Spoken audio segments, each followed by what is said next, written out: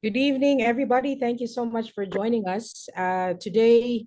Well, tonight, actually, it's already 7 o'clock. You will be learning about the Marie Very Skłodowska dramatic. actions. Like, I'm right here. Okay. Hi, hi. So maybe just some housekeeping. We'd love for this session to be interactive, of course, so you can ask your questions during the Q&A. But for now, allow me some minutes to talk to you about the program, about the whole program. So there will be two programs that I will discuss.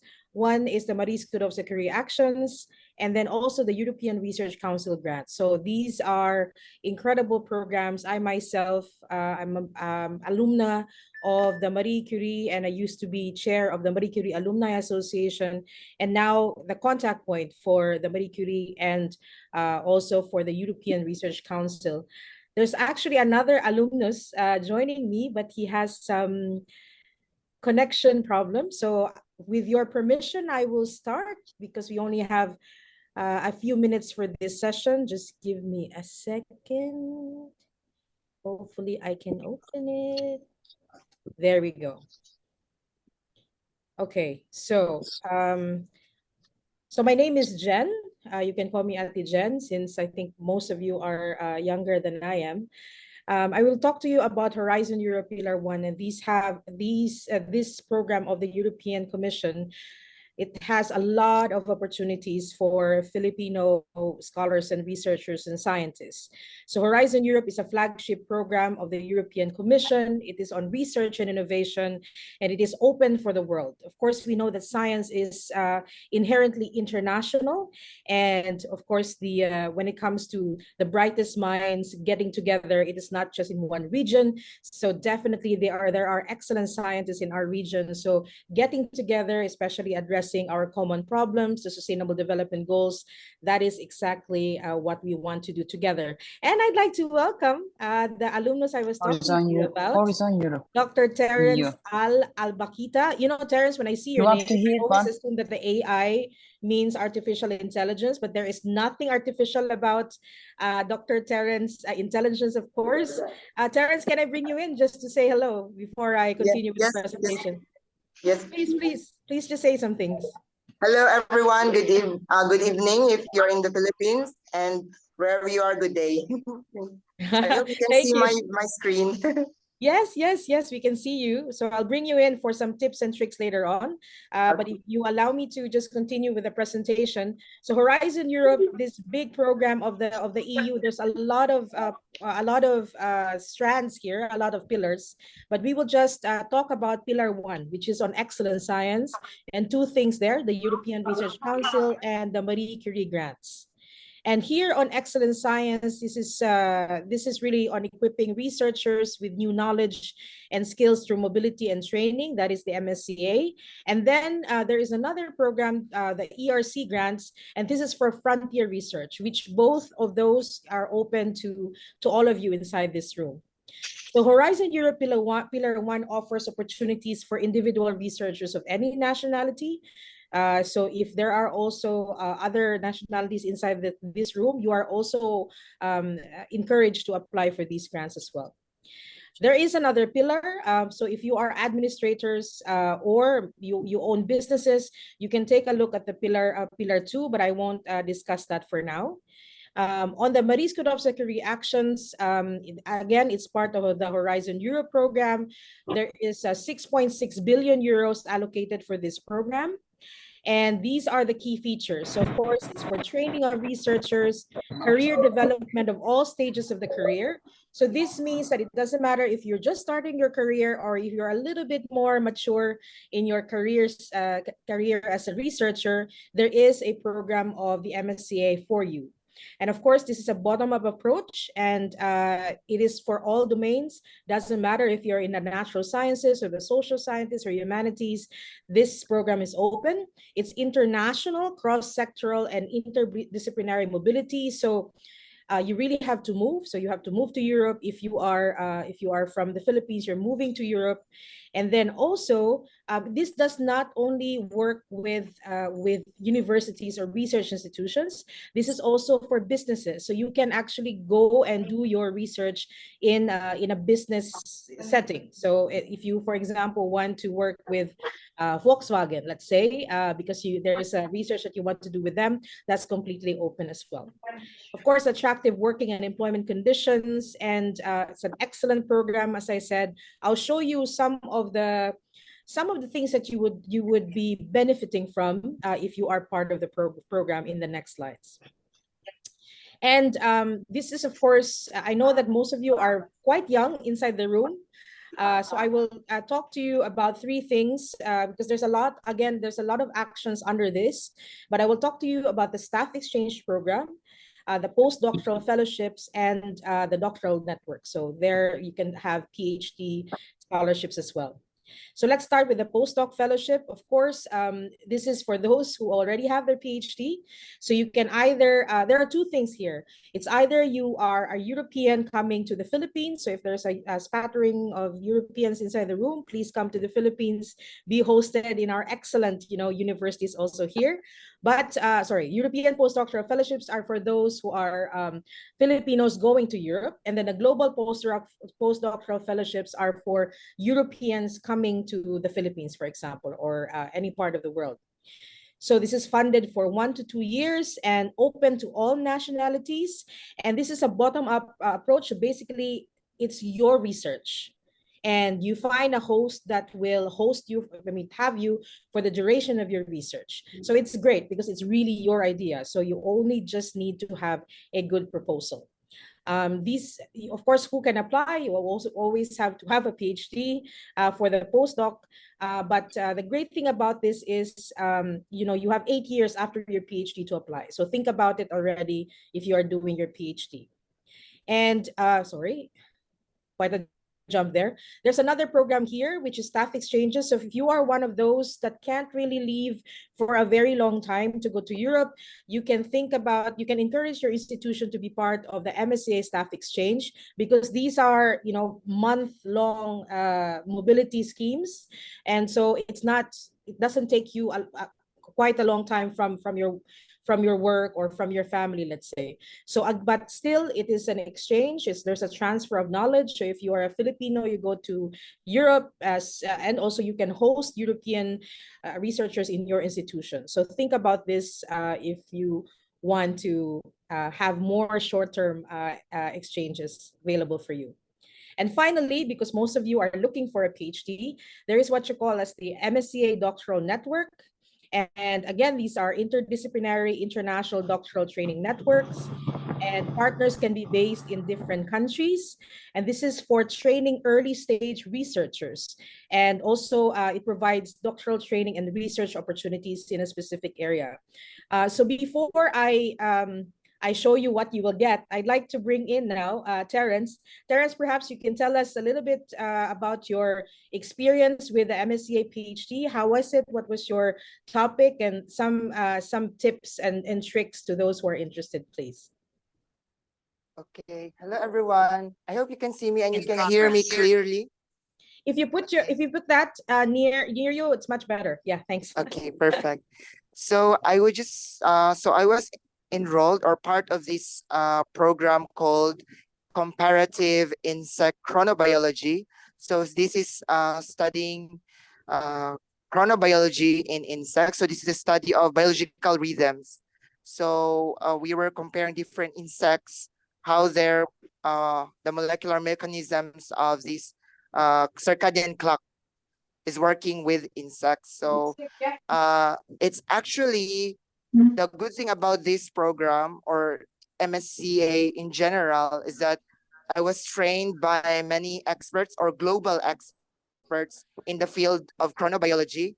And these experts were trained by Nobel Prize winners in chronobiology. So there were 3 of them from the States and also one from the UK.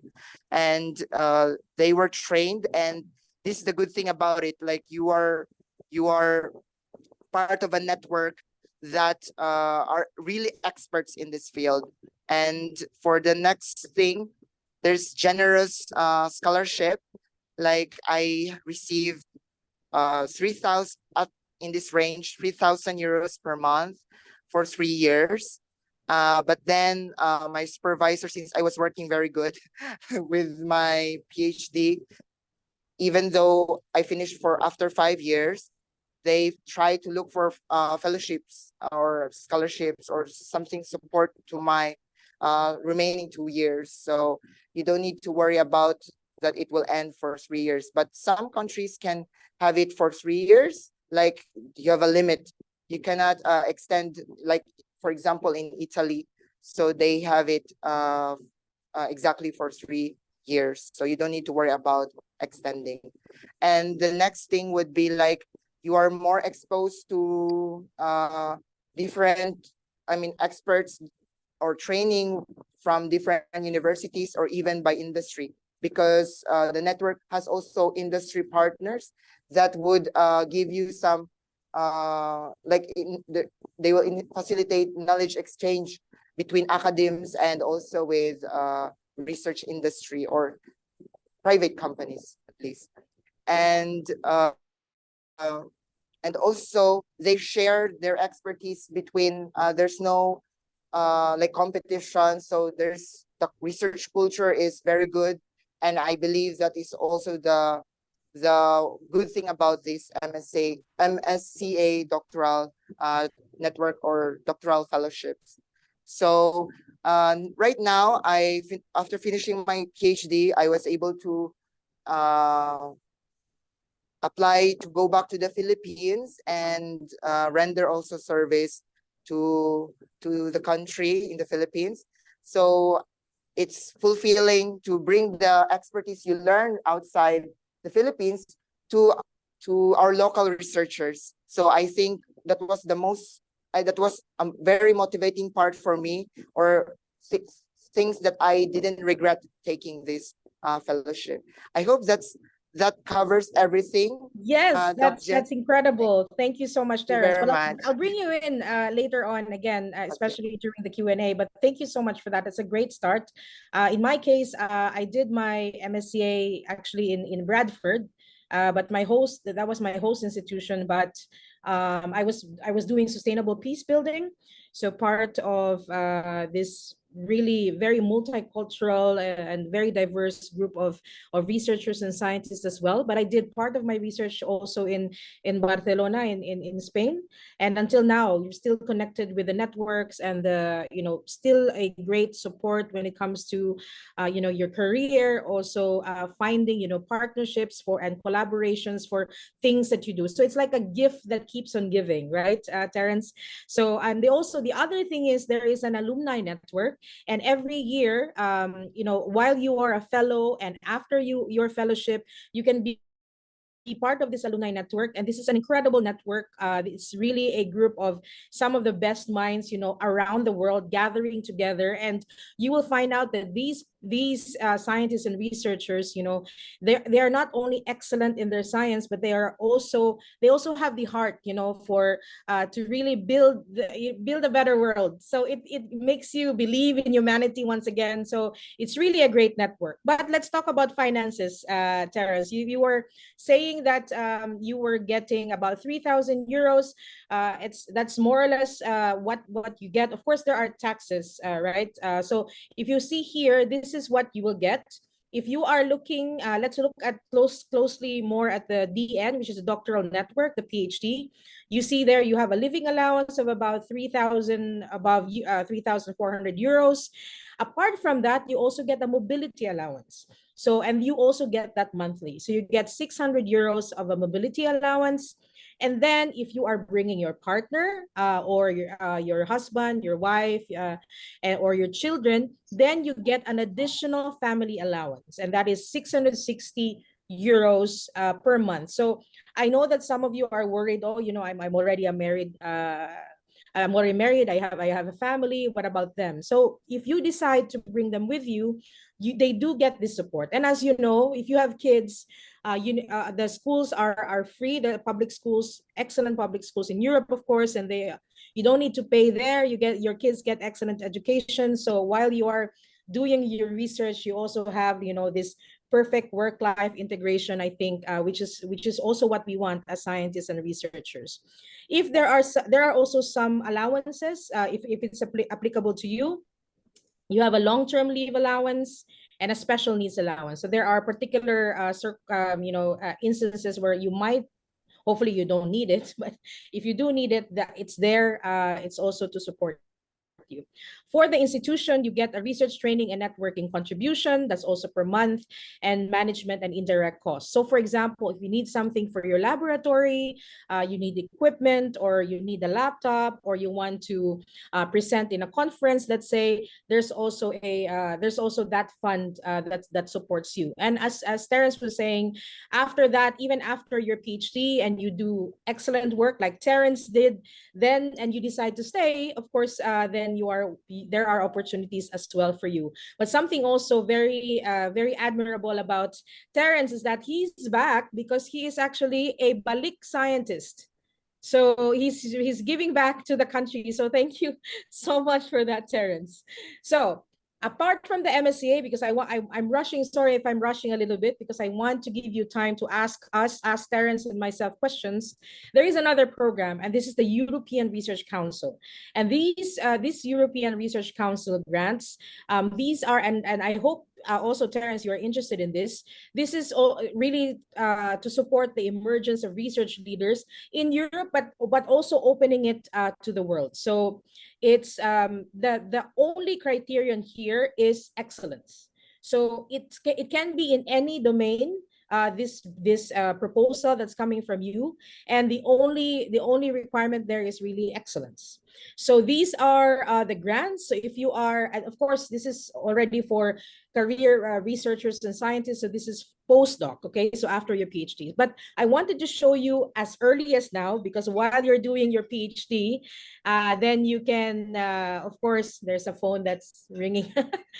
Sorry about that.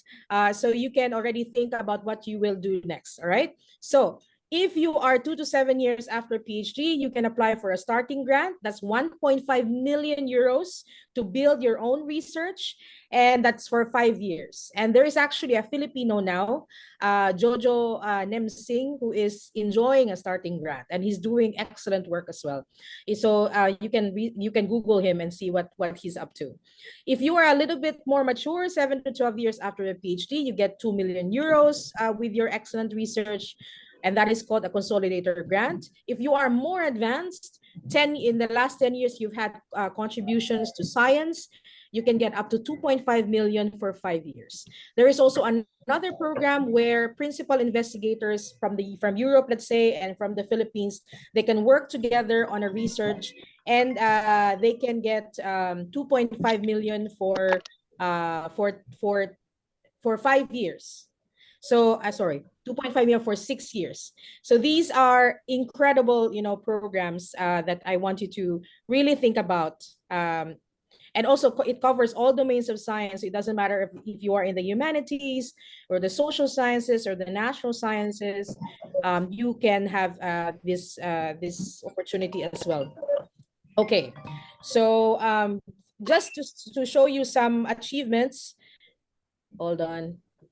ERC achievements. So of course, there's a lot of people who are already funded, and there are a lot of Nobel Prize winners. And I'm really hoping that the next time I show this slide, Terence perhaps, or anybody from this room, I can put on this with your photo here. And I'm really confident about this because of the excellent science that Filipinos have been doing. So we just need to avail of these opportunities. All right.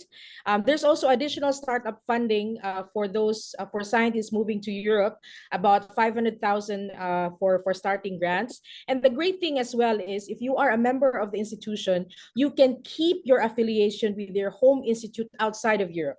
So this is something, because you want to keep, let's say if you are a professor in LaSalle, let's say, and you're proud, of course, that you are from LaSalle. I'm not connected to LaSalle. It's just an example, okay? Ateneo and UP and all of the others are also great. It's just an example. So, but if you want to keep that, and then you also have an affiliation in Europe, that is completely fine. So you keep your Filipino institution as well. So that's really great. And team members can be based outside of Europe, and the grantee can move within Europe with the grant. So basically, the grant follows the grantee. It follows you, okay? So for more information, there are just some links here. I'm also part of Your Access, and we are a project of the European Commission. And our task is really to inform you about this and about many other opportunities as well for PhD or postdoc, anything that has to do with the research career, also collaboration opportunities. So I put my email there. And if you have any questions, especially oh yeah, very important question already that I anticipate that I'm going to answer. Where can you find this PhD position? So of course you can go to universities and contact already potential supervisors. But what I would suggest is you go to Your Access. You go to Your Access, you go to jobs, and then there especially if you go to Your Access ASEAN, we post every day, and we also send out a curated newsletter about opportunities and potential collaborations and hosts as well when it comes to having a research career in Europe. So please get in touch with us, and you will get. So if you, for example, are looking for a PhD in, let's say, nanoscience or something, then or nanotechnology, then you can look at Your Access site, put in the search engine,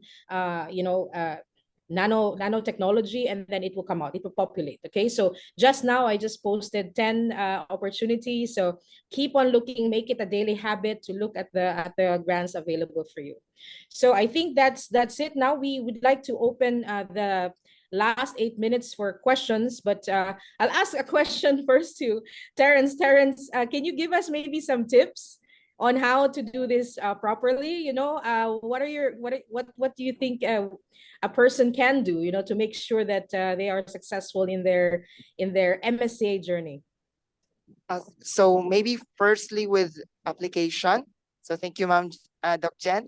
I think you have to be more futuristic regarding your motivation letter. Like, for example, I wrote in my application letter that I would like to be a scientist someday, and I will be running my own lab. So I would like to, so through this program, it will enrich my knowledge, skills, and also experiences, as well as my network.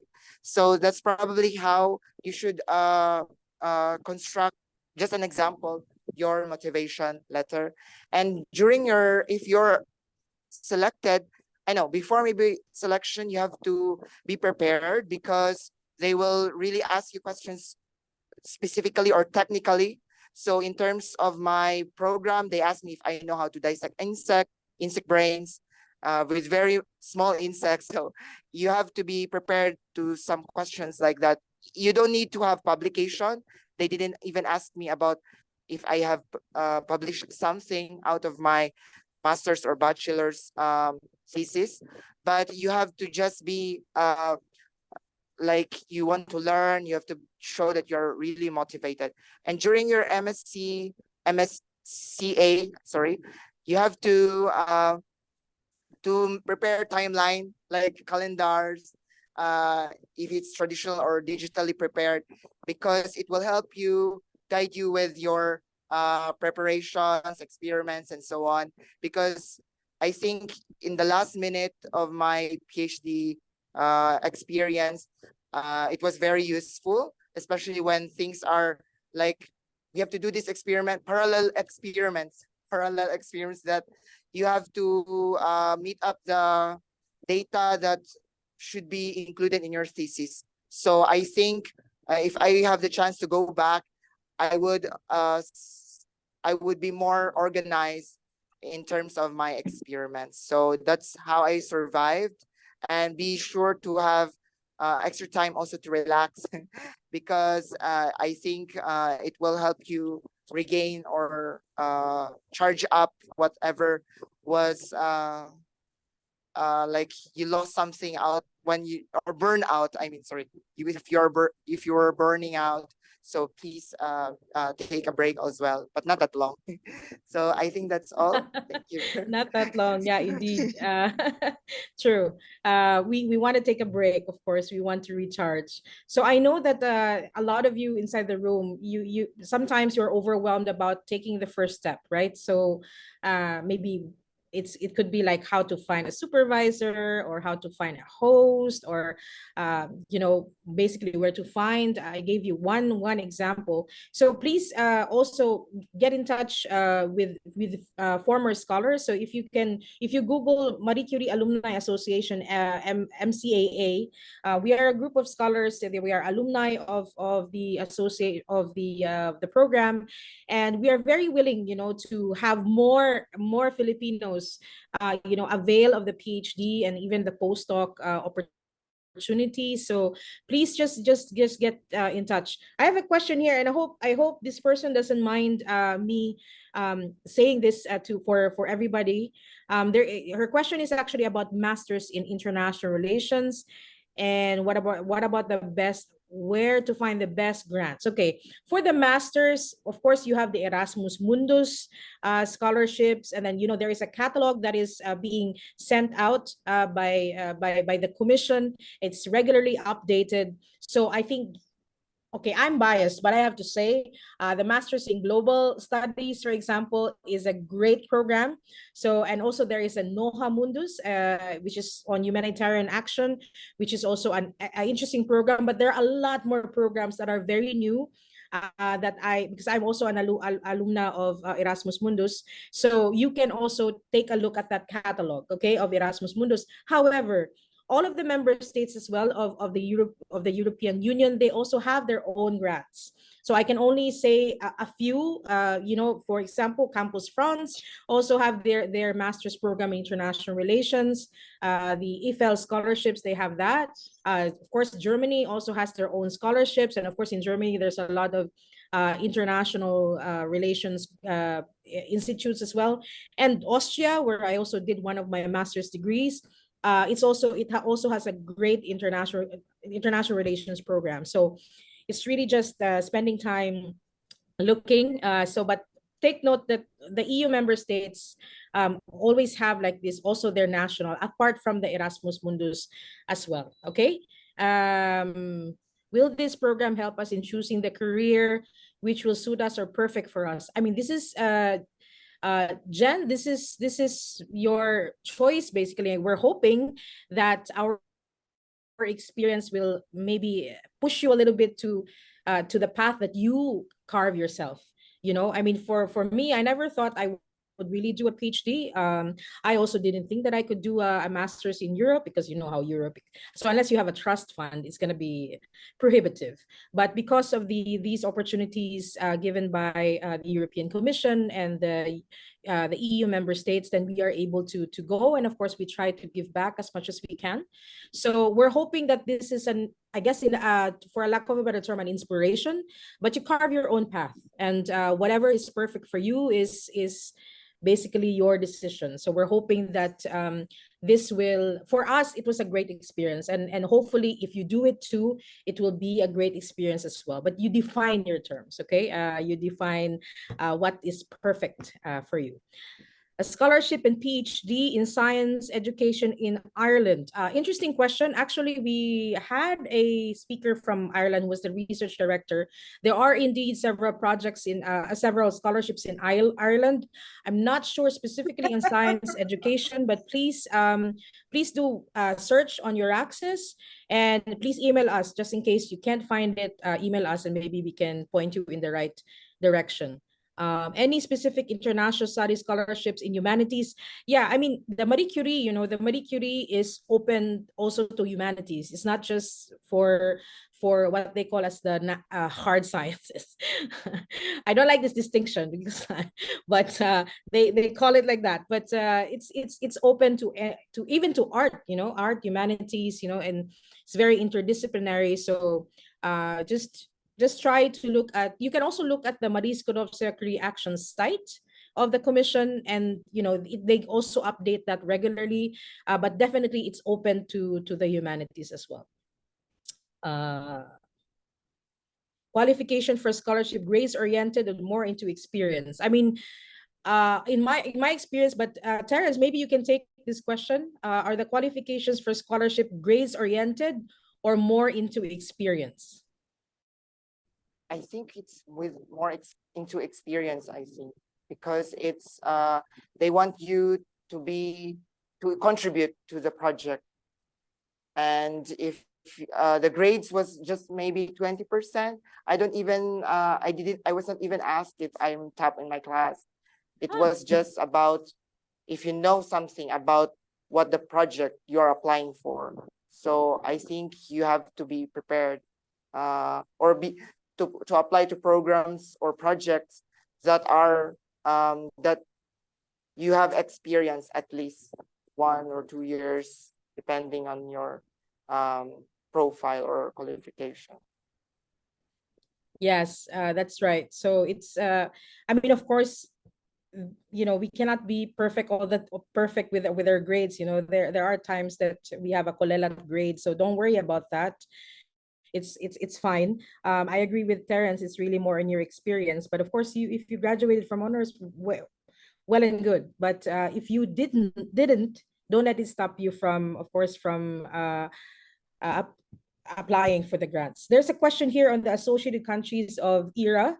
So I'm happy to tell you, of course, I can't tell you all of the countries now, but just maybe some of them. Of course, Iceland is an associated country, Montenegro is an associated country, Turkey is an associated country, Bosnia and Herzegovina is an associated country, Norway is as well, and very recently the UK is also an associated country. So if you want to apply for the UK, that is also part of the program. Okay, I'm getting now maybe some last words, Terence, because I'm getting a warning now from the organizers that our time is up. Okay, so just I think you just have to think over what you really want, and if you think that Europe is the best place for you, just check the catalogs. Everything is available online, and you can reach us if you have some more concerns. That's all. Thank you very much. Thank you so Dr. much, everybody. Thank you, Ehef. Thanks, Joyce. Thank you. Thank you. Thank you, Tita Thelma. Bye, guys.